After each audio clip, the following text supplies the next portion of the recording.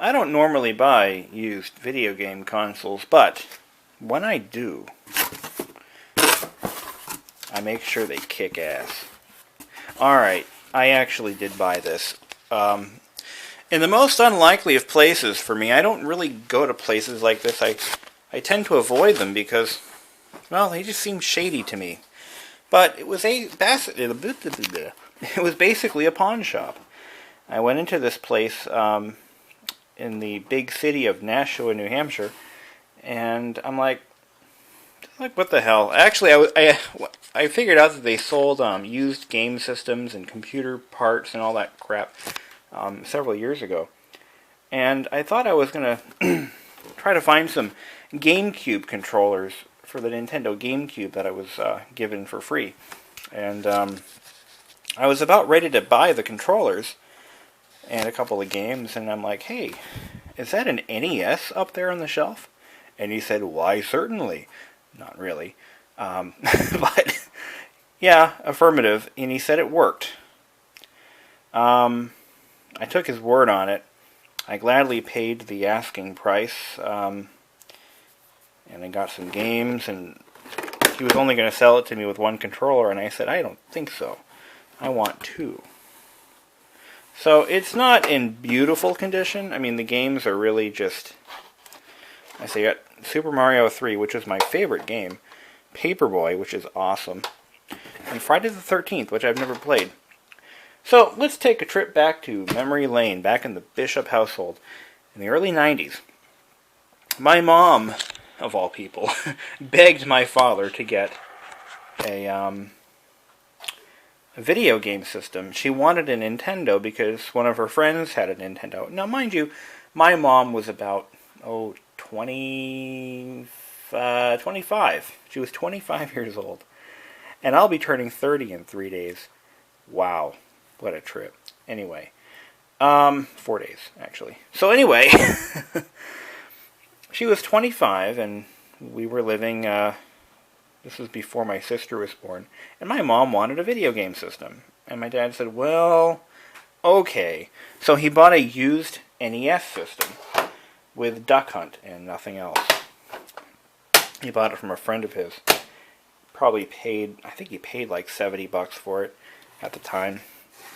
So, my mom played it more than I ever did. She loved it. She really did. She was really into it. But I never really got into video games. I wasn't that kind of kid. I was more into going outside, playing, and exercising. I was on my bicycle all the time. And most of the kids in my neighborhood were of the same mindset. Seriously, I'm not even kidding you.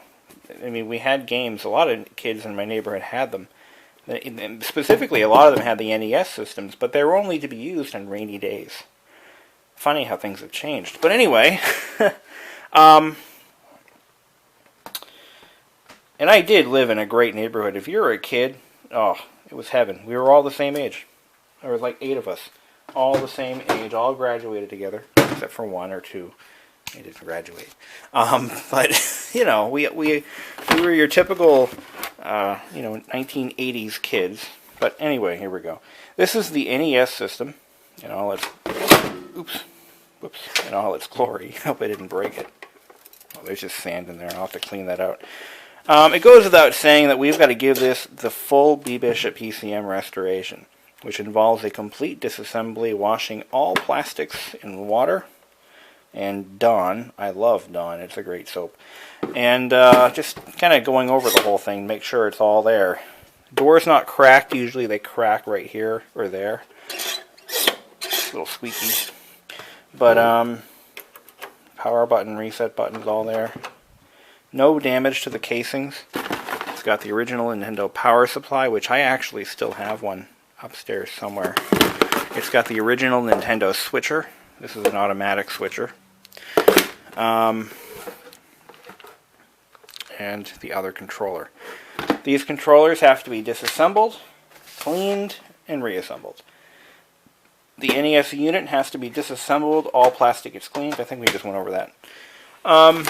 So yeah, this RF converter, this was special because I think it was one of the first ones that didn't require you to manually switch from cable to game mode. I believe this is fully automatic, and so you can have your cake and you can eat it too. In the middle of fixing my bathtub for the final and only time, so I got stuff everywhere. I dripped some. This stuff is awful.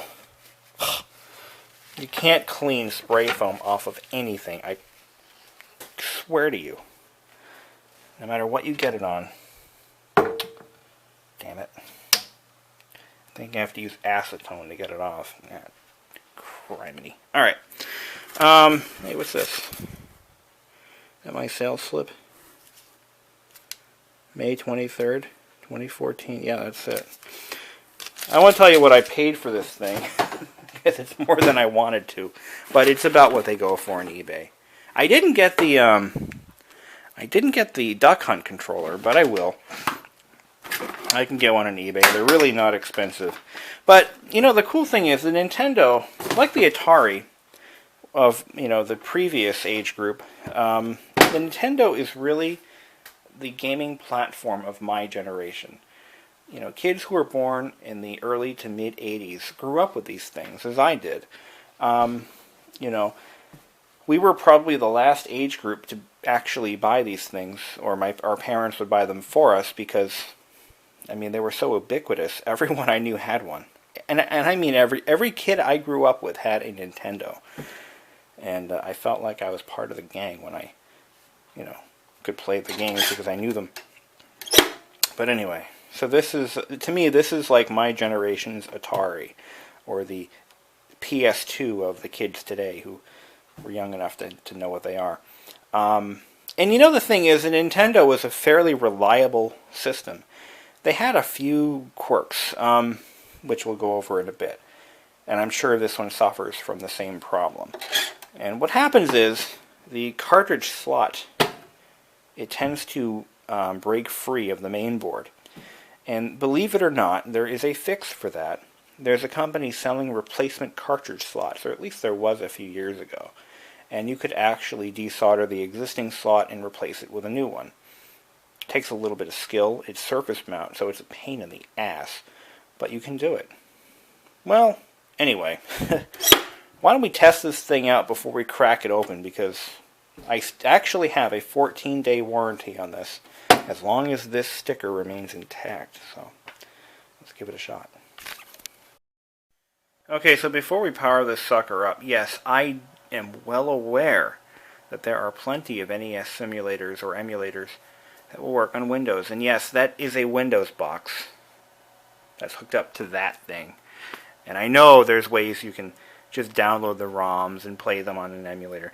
But to me, that's bull. I don't go for that. I am all about the vintage hardware. That's what I do. That's why BBISHOPPCM even exists. As well, the channel anyway. That's not why I exist. But anyway, so anywho, we have a controller here. We have, let's play Super Mario 3. We're going to load it into the cartridge door slot. Uh-oh. I don't like that one bit. I think this has a bad slot. Power it up. Or not. One good way to kind of check to see if the slot's any good is to touch the cartridge. If you can do that and nothing happens on screen, you're good to go. So let's start.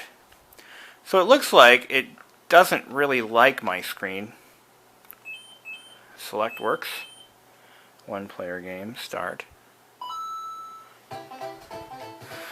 Oh, cool. Yeah, this television sucks. It's a plasma.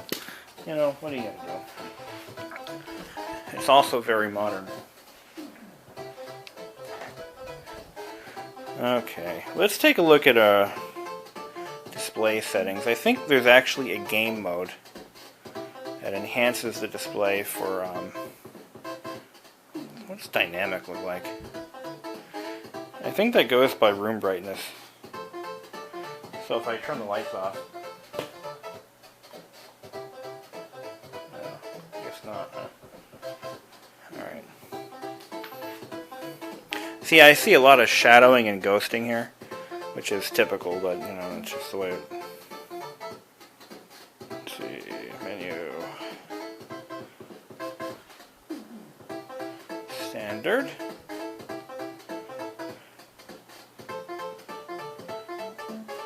I think this had a special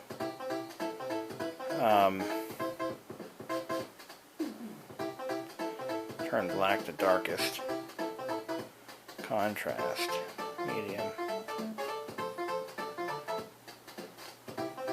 gamma, turn.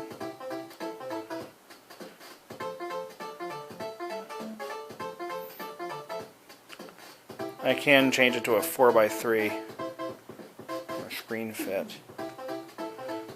16:9 seems fine to me.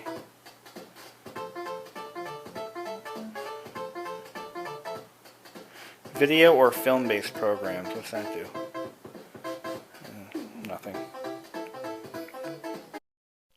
So let's dive into the world of Mario. I am going to buy a copy of Mario, like the normal one.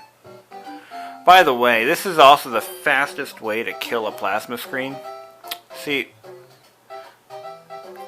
they don't like stationary or static images. After a couple of weeks of playing this game, I guarantee you that there will be a permanent scoreboard on my screen. But that's okay. Oops, wasn't paying attention. That's how you get killed. I gotta play this game a little more. It's interesting how it's filling in the display, probably through error, but it's filling in the edges. I think that the game was designed that way originally for out-of-adjustment CRT televisions. It's just a theory of mine. This is the first time I've noticed that phenomenon, because normally it would be actually, you'd have black bars on the edges, and it would be, it's really interesting. Oops, I can't film and play at the same time without a tripod. Let's try some of the other games.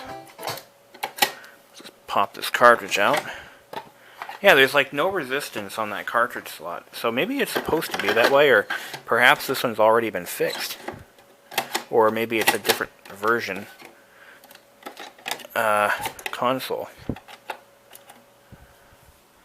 Okay, when that happens, sometimes hitting reset will kick it back alive here. Let's take this is Friday the 13th, by the way, and it looks like it's made by Reading Rainbow, but if you look closely, it says Toys Limited. All right, let's try this again. Let's load it in, push it down, and nothing. I have a feeling that this cartridge is bad. Okay, that's all right.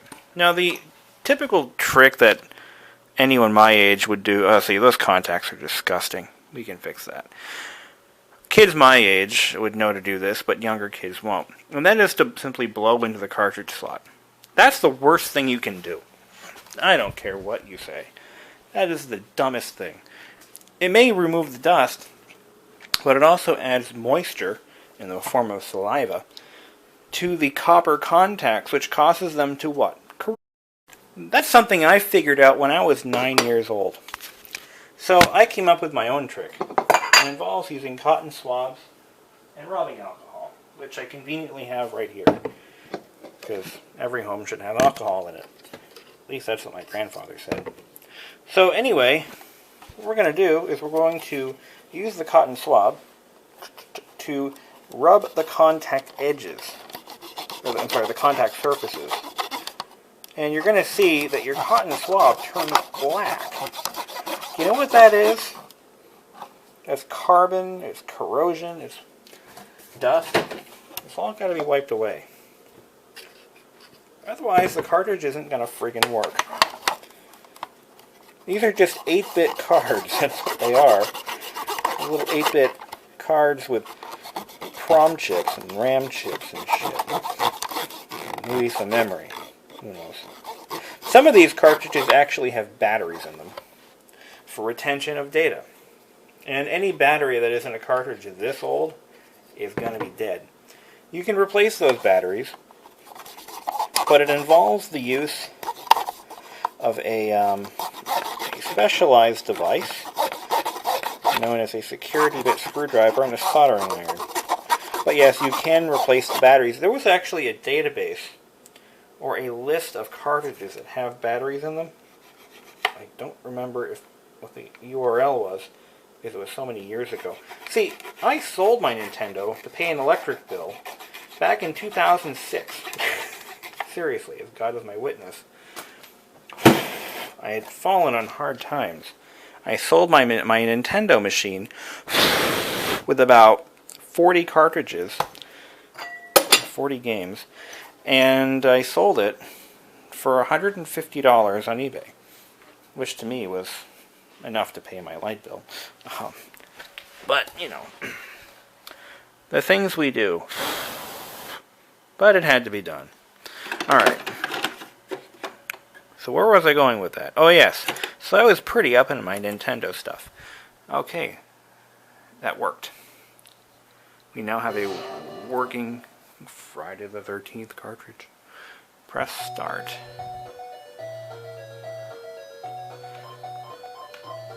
I'm going to be George. I have to hit select or start. Use the torch to light the fireplaces. Well, since I only have one free hand, I'm just going to run away from this guy. Ah, crap. Let's see, fire, oh. I can use my other hand to... There we go, killed the son of a bitch. Alright. Ooh, lighter. Fire. Oops, wrong button. You get the idea. Okay, so that works. Alright, now let's try Paperboy. This was a classic. I think it was one of the original games from the original release. I can't read the copyright date. It's really hard to read in this light. I think it says 1988 to 84. So let's see how that works out. Gotta love that 8-bit. It sounds like it's all from a Korg. Oh, this one's not good. This one's got to be cleaned. Here we go.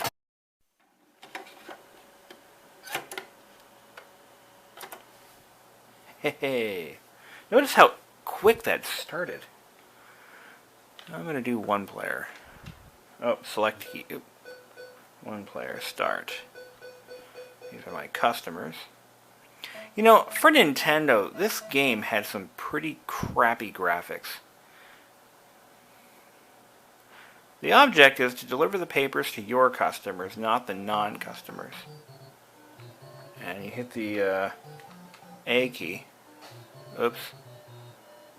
I just delivered a paper there.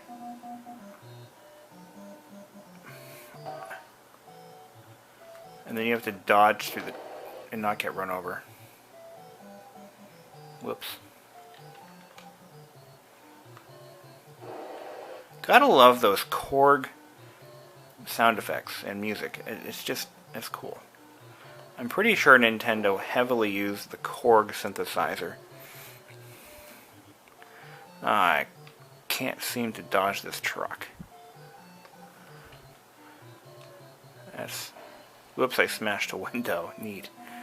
I'm gonna hit this guy with the newspaper. There he goes. Doghouse? Nope. This guy runs out, I hit him with my bike. Whoops. Alright, I died. Alright, now let's do some restoration. I should mention that we could alternatively use the ports on the side to go straight into the composite video input of my television. Unfortunately, that port is being used by my cable box. Oh well. And that will eliminate some of the poor video quality that I'm getting out of that box. I'm remembering back in my own Nintendo days that the box I had sucked. It worked, but not very well. Alright. So, looks like I'm going to have to purchase an AV switch. Or buy a new TV. Well, no, wait, if I bought a new TV, it wouldn't have composite input or coaxial, because apparently that's no longer relevant in modern sets. I'm going to go ahead and remove my warranty sticker and save it. I'm going to apply it to the bottom of the machine. That way, at least if it breaks in 14 days, I can still get my money back. Well, I may end up just keeping it and fixing it, but nevertheless, it's nice to have options. So we're going to just take the unit apart. We're going to remove all these screws. I've had a few Nintendos apart in my day. Never really fixed them, I just took them apart.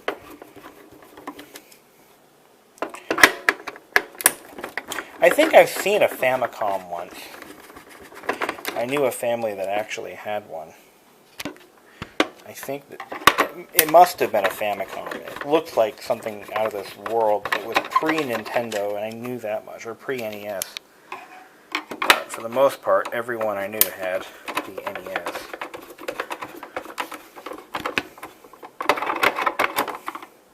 No, I'm sorry. It wasn't a Famicom. It was an Atari. It was not an Atari. It was an early Sega. Like one of their, I don't know what the model was, but it was a wood grain console. I know it was a Sega because the kid bragged mercilessly about owning a Sega. But nevertheless, you know what's funny is this console was in production up until almost the mid-90s. I mean, it actually was in production, I think, longer than any Nintendo console besides maybe the Wii. It was in production for a long freaking time. Alright. Got another funny anecdote. My grandfather wasn't really the brightest bulb in the tree, but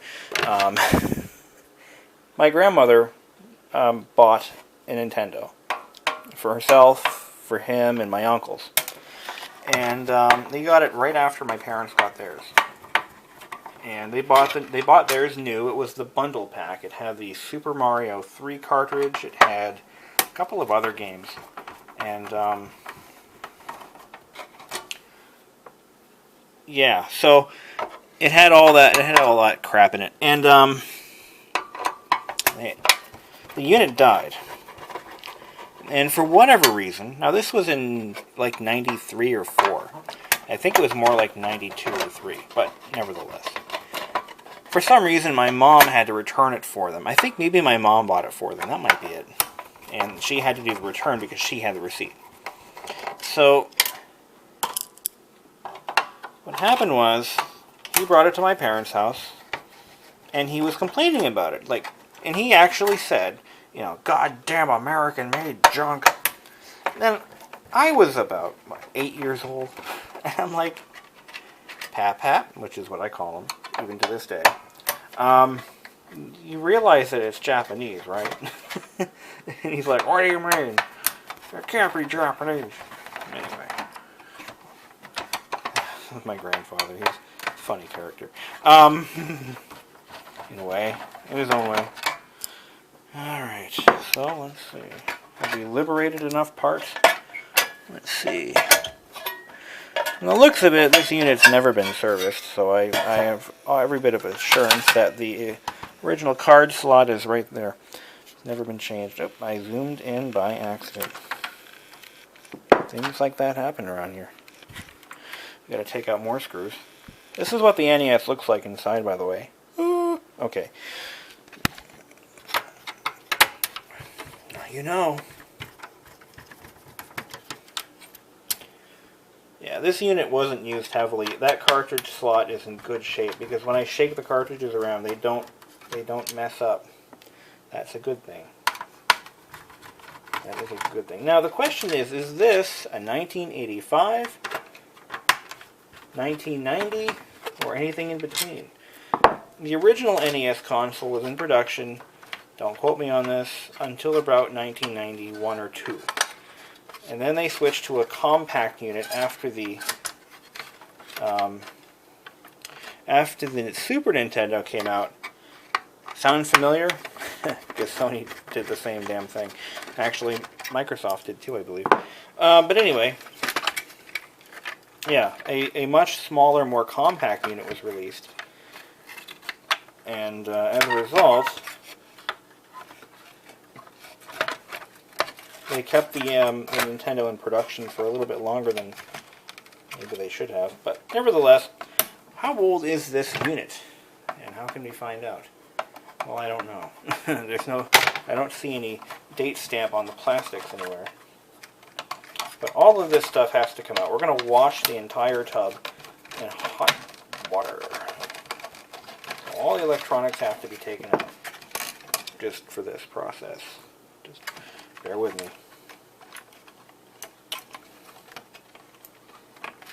Okay, there's that. And the controller sockets have to be they have to be unplugged and pulled out from the front, which is kind of crappy, but what are you gonna do? What are you gonna do? Come for you. That's number 1. Oh, that's number 2, sorry. And here's number 1. Alright, so I'm going to take a marker and I'm going to just mark off what goes where. Let's see. That'll be number 1. That'll be number 2. So, let me show you what I've done. 2 goes here, 1 goes here. That way they can't be mixed up. Okay. Now the board's been removed and liberated from its home. And, yeah. Well, I'm looking at the bottom here. There's the top. Oh, look at that. Alright. So here's the bottom pan. Again, I don't see any production marks or mold marks or anything. But the plastic is in good shape. It's all there. No cracks that I can see. And if there were, I'd fix them. Because I'm not going to, you know, go nuts over that. Copyright 1985 doesn't mean anything. Make sure there aren't any paper labels. The audio-video label may get ruined. But I have to clean it, so be that as it may. I gotta take these dishes out of the sink.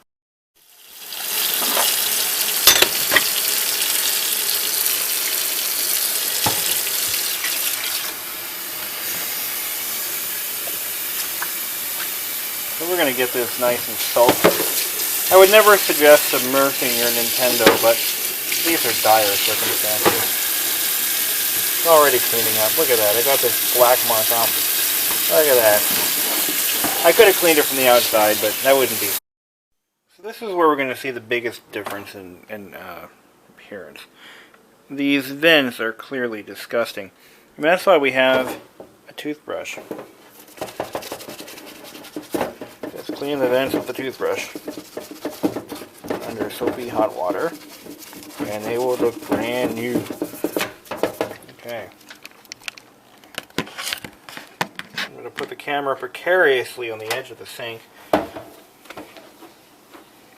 If I never upload this video, it's because the camera took a dive. So I guess, well, it's a moot point, because if you're seeing the video, it means I uploaded it. Alright, again, no production marks that I can see. We're just going to have to go by the serial number, I guess, and I'll have to look up. I'm sure there's someone who's... I mean, what does it really matter? They never made any production changes. I mean, not really anything noticeable, I guess, with this style unit. I'm going to use the toothbrush to kind of get in here. Any lines that are molded into the plastics should be cleaned thoroughly of any dust or gunk or whatever else might be in them. Remember, these units were often owned by children, so they could be pretty disgusting. Children are disgusting. At least the ones that I've met. Oh, while we're here, we might as well clean up the AV ports. What we're going to do is take some steel wool and just clean the outer barrel. And that might actually improve the signal quality, as it often does. And what I'm going to use is some steel wool, which has been soaked in WD-40. And then we're going to wash it off. Not wash it off. Use a paper towel to clean it off, or rubbing alcohol. But this is going to remove the oxidization that often occurs on these types of connectors. So I went online and brushed up on my NES history and learned a couple of things. This is straight off the wiki page for the NES. It is the #1 console to date as far as sales and popularity. This console was in production, and I didn't realize this, from around 1985 to 2003. That's crazy. That is just crazy. It was in production in Japan for that long, but it wasn't in the original form. It was actually in the form of the Nintendo 2, which is the same basic platform with a different housing that plays games without an ID chip, and had some other reliability issues addressed. For example, it didn't use the zero insertion force slot like the NES did. Instead, they used a just a card edge connector. So we've now cleaned off, buffed up the connectors so that they're nice and clean and shiny. And that's going to improve our signal quality, I'm sure, tenfold. And now we're going to drop all the components back into place. I've already reconnected the ports for the controllers. Oops. Oh, the metal shielding is driving me crazy. All falling out there. Okay. That wire's in my way. So we're going to make it not in my way. Or not. There we go. Come on, get around that post, you bastard. Or not.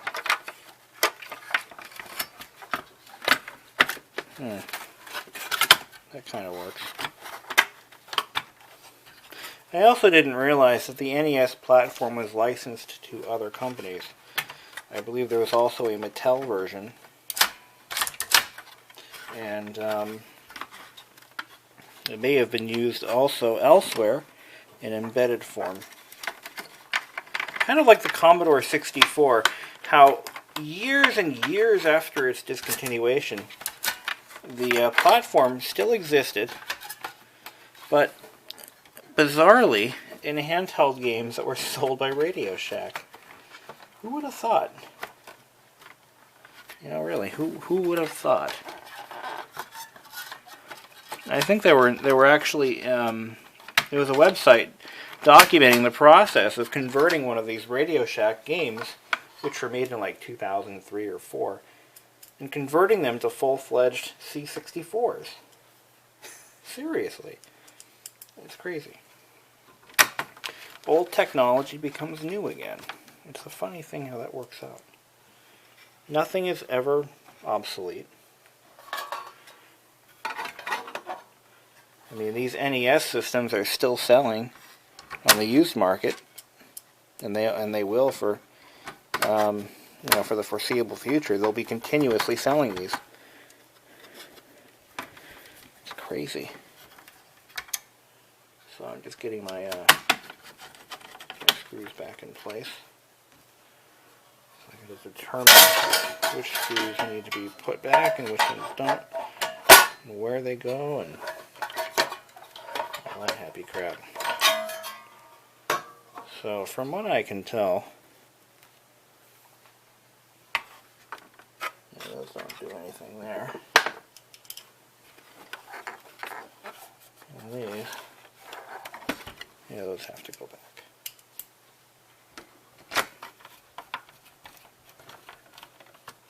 Oh wait, there were longer ones. There they are. There's one. There's two. Oh, you can't see what I'm doing, but you're not missing anything, I promise.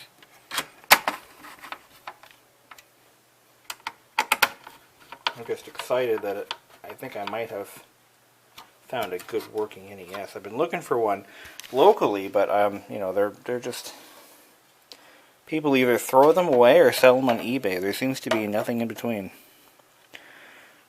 Not around here anyway. I've been looking in used shops for quite a while, and I couldn't find one. I get that screw back in there.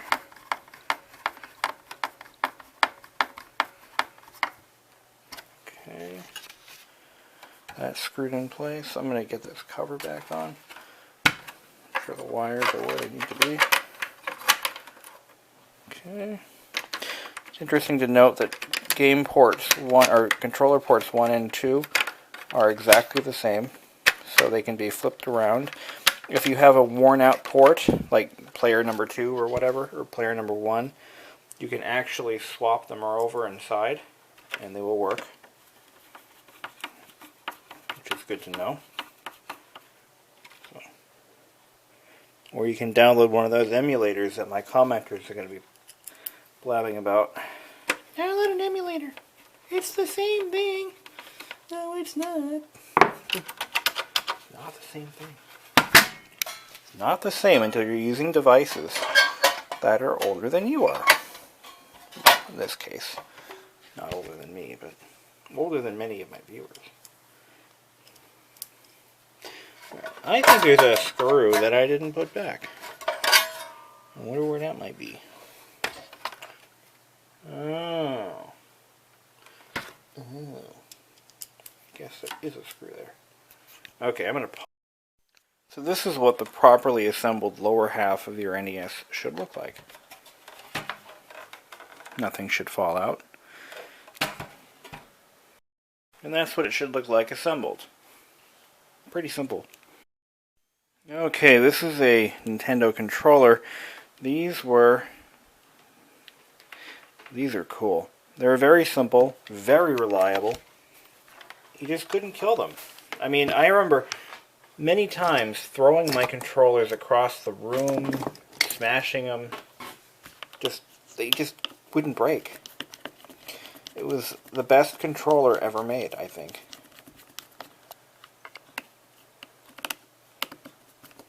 And older folks call them paddles because of, you know, Pong.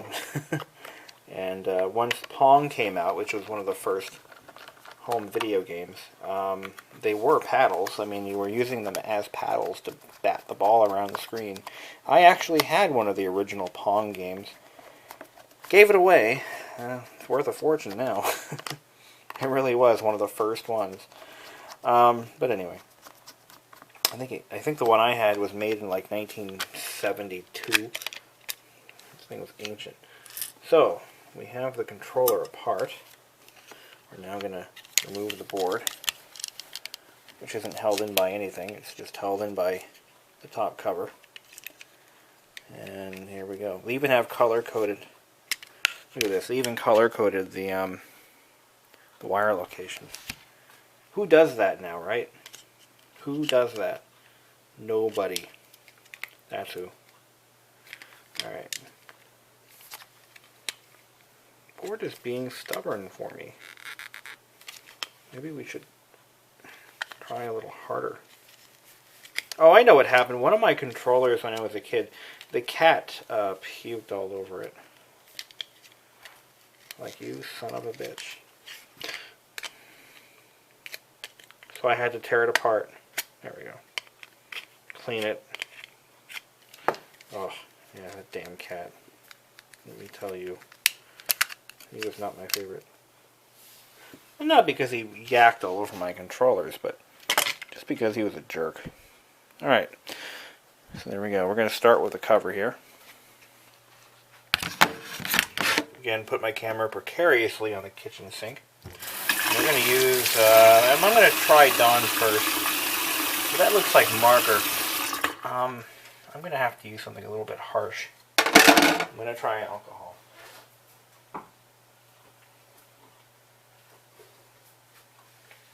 Alcohol cleans everything.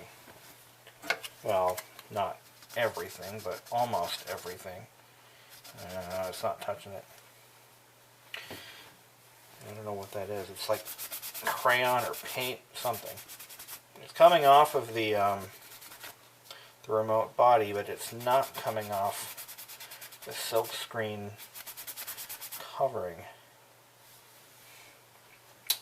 It's really not working. Not working at all.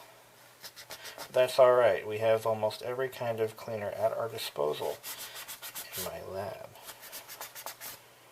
So we will get it off one way or the other.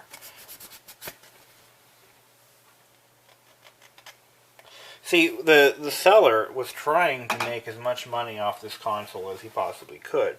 So he bundled the console with one controller, put the other controller in the cabinet, sell the other controller for $8, sell the Nintendo for, alright, I'll tell you, $45, and he's going to make a little more money that way. Well, I'm like, dude, you're a scumbag for that, but never mind. Alright, this is WD-40. And it's not doing a thing. We can try... What other cleaners do I have that might work? Or not work? I have Mostenbacher's paint removal, but that stuff is pretty effing harsh. Clorox. My old fallback method. Clorox, interestingly enough, it won't ruin plastic. It'll clean it. I've used it on many applications with great success. This isn't one of them. No, it's not touching it. Actually, no, it's not touching it. It's like a permanent marker that they had used, probably to mark A and B controllers, like one green, one red. I bet you that's what it was, Mario and Luigi, now that I think about it. So, you know, whatever. Damn thing. Just plain old hot water is not going to touch it either. You know, I think that's crayon, which is why I'm surprised that WD-40 didn't do a thing for it. It really looks like crayon to me. It's been on there for like 20 years. So, well, we'll figure something out. I mean, it can't be, you know what we're going to do? We're going to try something I didn't want to try because I think it might harm the plastic, but you know what? If I have to get another controller, I know I can get them, so yeah, it's worth a shot. We're going to try this. This is, no, that's bike bright. That will eat the plastic. I'm looking for my, there it is. Mostenbacher's graffiti removal. This stuff will eat paint. That's what it's for. This is what the bottle looks like. Stuff smells awful. Matter of fact, I think you can die from the fumes. But we're going to spray a little bit on a rag here, on a little towel here. And we're just going to try. Oh my god. This stuff is awful.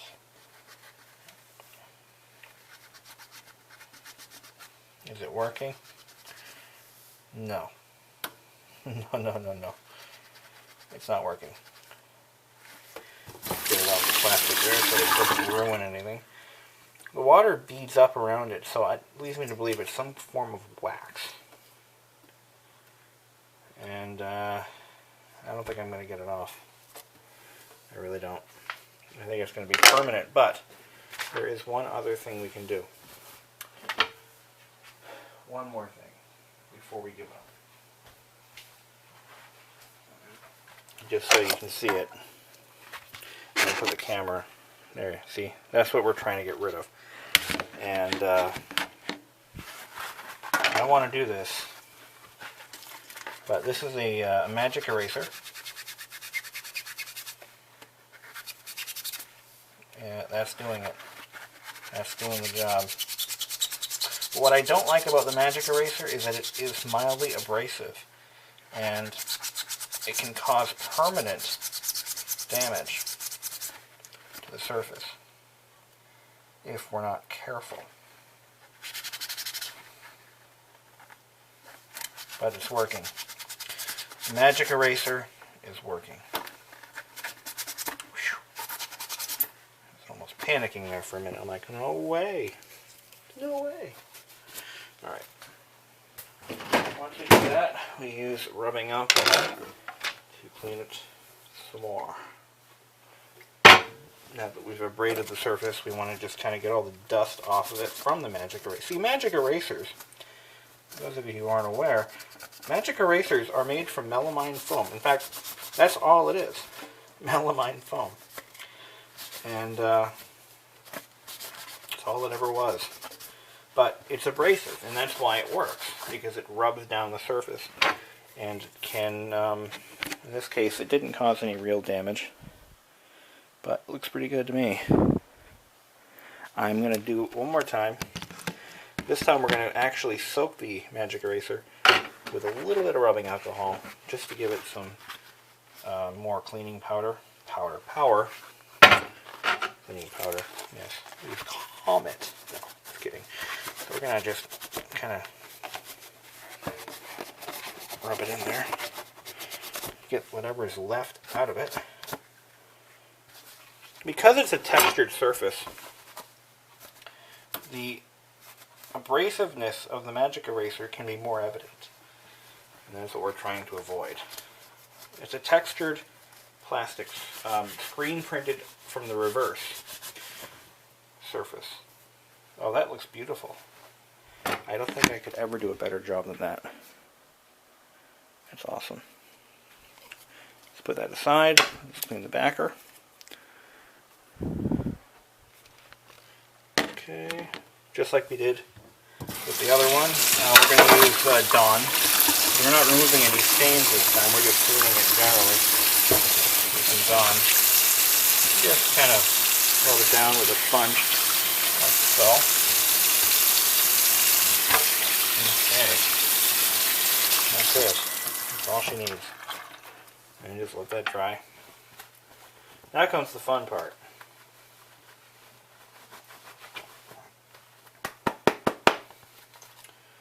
Okay. What we're going to do now is we're going to clean the circuit board. If your controller is unresponsive or just generally sucky, all you got to do is get some rubbing alcohol on a rag or clean cloth. This is something that I do all the time on remote controls and other control panel type things. And we're just going to gently rub the contacts with alcohol. And what that's going to do is remove any oxidization, dust, or any debris, anything that may have gotten in there that can cause these connections not to work. Alright. So we're going to clean all this. I think for this what we're going to do is spray it down with Windex. Let it soak and then wash it all. Don't want to lose these buttons, so we're going to put the drain stopper in place to do that.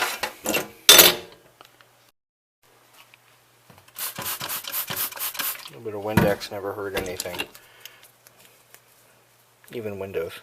Good for Windows. Alright, so we're going to kind of just clean this stuff up a little bit. These are the rubber membrane pads.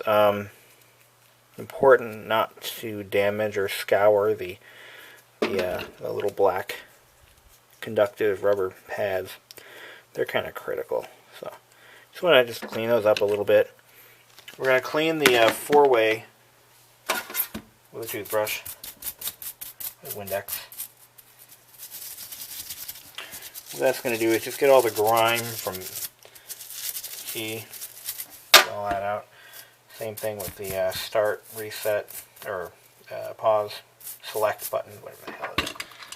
And the little red buttons, the action buttons, A and B. Let's clean those up. Then we're going to get them all nice and hot and soapy. I'm going to put this in drain mode so that it doesn't, you know, go down the drain. All right. Keep in the basket. I'm going to take some soap. No, we don't really need the soap. We'll just rinse them off with hot water.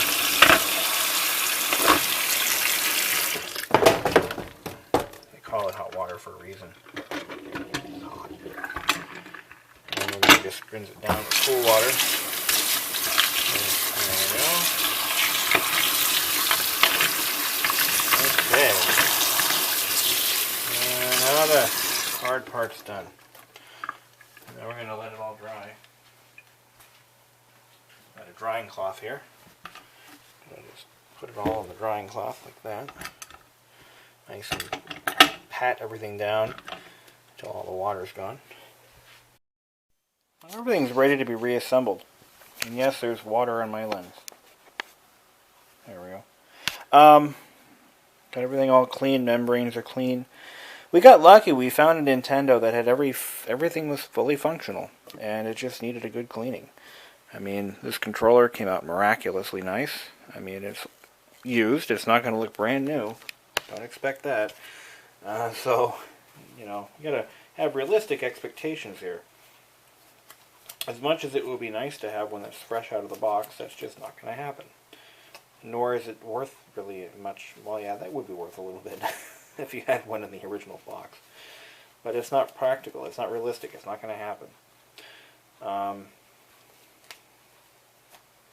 The problem is, the NES consoles are so popular that, you know, they were pretty well used. You know, these things are, you know, at a minimum they're 20 years old, and 20, probably a little more than that. About 25 years old now. So, you know, to find one in like new condition, oh yeah, that, and they were popular, they were used. So, to find one in like new or new condition is just unrealistic. Now, Commodore 64s, especially the late models, you might be able to find new examples still in the box, and I think you can. But, yeah, for these, not going to happen. So any example that you find is going to have some abuse, use, and scratches and scars and scuffs. Yeah, it's just... And that's how the wiring should be routed. They even gave us a nice handy guide printed on the back of the board. They're so nice. Ta-da! Now, this is a used controller once again, and you can see all the battle scars. Well, you can't really see it, but there's some scuffs in the corner and scratches on the four-way button, but who gives a flying? It's not really going to be worth a fortune, so who cares? It's going to get used. I'm going to use it.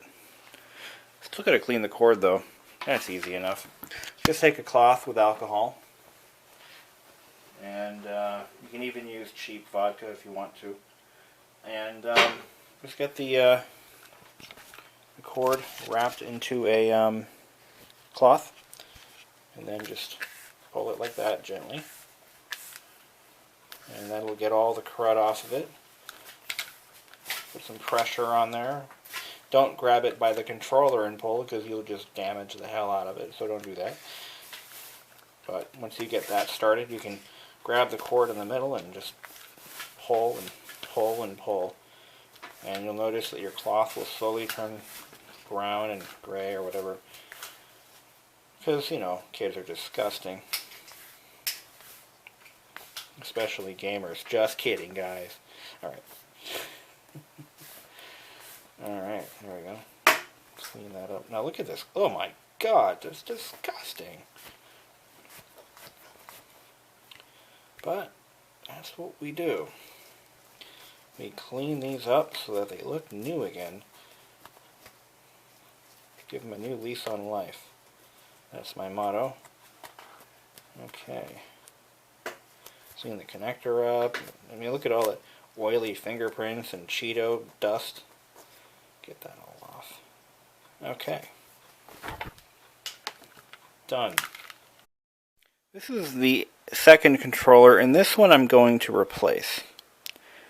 The start or the select button has what looks like a chew mark in it, and I can't do that. So I'm going to go online and try to find another controller. And while I'm at it, I'm going to try to find a copy of Super Mario and Duck Hunt, the combo game. And, yeah, I'm not going to bother with this one. It's damaged. I paid $8 for it, but it's damaged. So that's that. That's the life of that controller. I might keep it for parts, but other than that, I'm going to buy another one. Because in this case, I kind of want a nice set of remotes, not one with chew marks on it. So I'm not going to waste my time restoring one that's damaged. Oh, where'd the console go? Aha! Okay, now let's plug in our power and video. Turn on our soon-to-be destroyed plasma TV. And let's pop in a copy of Super Mario Brothers 3. Okay. Alright. So, we're going to plug in our newly restored remote to the number 1 connector and power it up. Criminy. Let me see if the cartridge. There we go. That always works. Okay, good. I don't see any issues. Still got the video ghosting, but that seems to be just reality. Now we're going to test our new remote. I'm going to select... Video does look better, though. I mean, not much better, but... Right, you can use the select key. 1, start. Yeah, no, it's not better. It's as crappy as it ever was.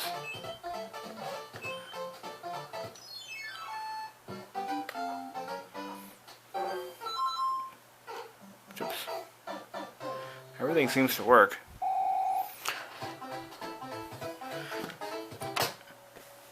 Done. Alright, now we can move on to something else.